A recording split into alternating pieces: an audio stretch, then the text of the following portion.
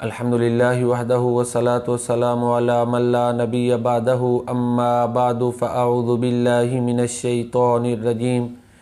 بسم اللہ الرحمن الرحیم لقد لبثت فیکم عمرا من قبلی۔ جب سیدنا عیسیٰ علیہ السلام نے دعویٰ نبوت کیا اور اللہ تعالیٰ نے انہیں منصب نبوت پر فائز کیا اور ساتھ ہی انہوں نے اپنے تبلیغی دور کا آغاز کیا، تو سیدنا عیسیٰ علیہ السلام نے بطور دلیل کچھ چیزیں پیش کیں۔ قرآن کریم میں ہے، عیسیٰ علیہ السلام نے کہا انی قد جئتکم بآیۃ من ربکم انی اخلق لکم من الطین کہیئۃ الطیر فانفخ فیہ فیکون طیرا باذن اللہ،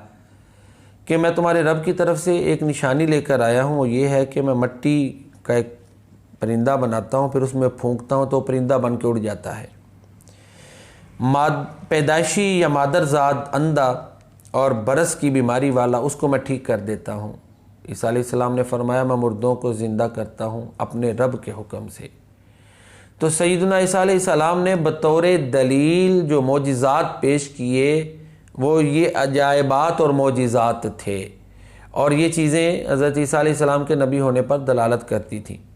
ایسے ہی سیدنا موسیٰ علیہ السلام نے اپنی نبوت کے اثبات کے لیے اور بطور دلیل جو ہے وہ ید بیضاء،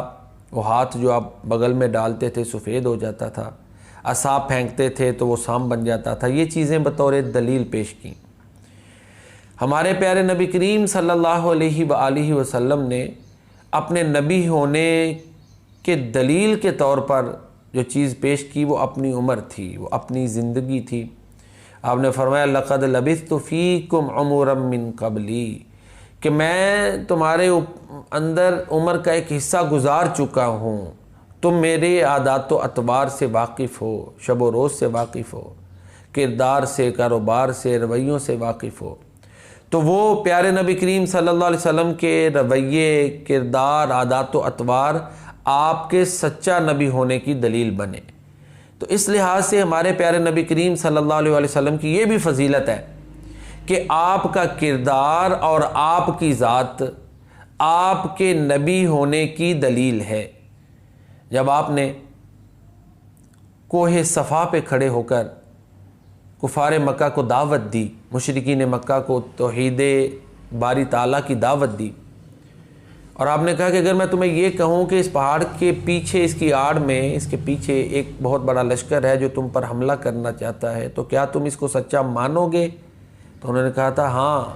ہم نے آپ کو سچا پایا ہے، بلکہ جب بھی تجربہ کیا آپ کو سچا پایا۔ تو آپ کی ذات جو ہے وہ آپ کے سچے نبی ہونے کی دلیل تھی۔ حضرت ابو ذر غفاری رضی اللہ تعالیٰ عنہ نے جب پیارے نبی کریم صلی اللہ علیہ وآلہ وسلم کا مشاہدہ کیا تو کہہ اٹھے کہ یہ جھوٹے آدمی کا چہرہ نہیں ہو سکتا۔ ایسے ہرقل نے ابو سفیان جو بھی مسلمان نہیں ہوئے تھے، بعد میں مسلمان ہو گئے، رضی اللہ تعالیٰ عنہ سے پوچھا آپ کی عادات کے بارے میں، اور جب آپ کے کردار کے بارے میں اس سے پتہ چلا تو ابو سفیان کو وہ کہہ اٹھا کہ جو تم بیان کرتے ہو اگر یہ سچ ہے تو یہ نبی ہے، اور جس جگہ پر میں ہوں اس جگہ پر کا بھی یہ مالک ہو جائے گا۔ ان ساری دلیلوں سے یہ واضح ہوتا ہے کہ ہمارے پیارے نبی کریم صلی اللہ علیہ وسلم کی عظمت و فضیلت کا ایک پہلو یہ بھی ہے کہ آپ کی ذات آپ کی نبوت پر دلیل ہے۔ کسی نے کیا خوب کہا، شکل میں اجمل، عقل میں اکمل، خلق میں افضل، نطق میں فیصل، جامع مجمل خطبہ احمد صلی اللہ علیہ وسلم، تینت جس کی سب سے مطہر، بیست جس کی سب سے مؤخر، خلقت جس کی سب سے مقدس صلی اللہ علیہ وسلم، کفر کی ظلمت جس نے مٹائی، دین کی دولت جس نے لٹائی، لہرایا توحید کا پرچم صلی اللہ علیہ وسلم، راہ میں کانٹے جس نے بچھائے، گالی دی اور پتھر برسائے، اس پر چھڑکی پیار کی شبنم صلی اللہ علیہ وسلم۔ اللہ ہمیں اس عظیم نبی کی عظیم سنتوں پر عمل کرنے کی توفیق عطا فرمائے۔